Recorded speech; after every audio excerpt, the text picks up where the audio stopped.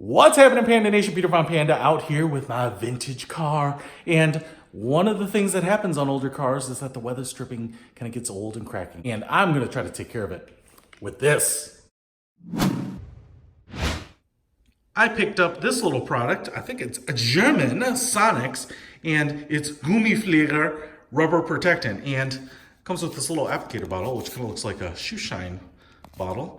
And you can just kind of squeeze this formula out onto the pad and then kind of paint it onto the weather stripping. Now in here, what you can see is that this stripping is starting to crack, and as it gets harder, right, you have the possibility to tear it, which is kind of a hard repair, and the weather stripping can be really hard to find. As it shrinks and shrivels up, it's not going to seal. You're going to get wind noise, intrusion by water. I used to have an older Jaguar, and up here it got cracked so badly the water would just drip into the A-pillar with everything closed up. And so I don't want to do that because it's not even possible sometimes to get replacement weather stripping.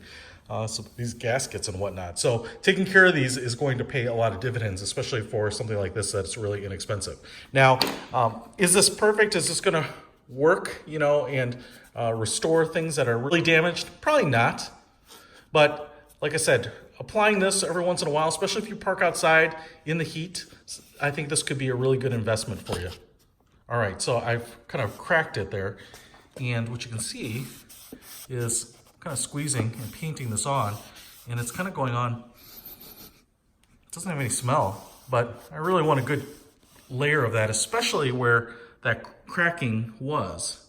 You can't even see it. I guess kind of the sheen of it, it's kind of filling things in, but down here, again, you can start to see that cracking again. And so these are high risk weather strip. And just get this on the plastic, the rubber here.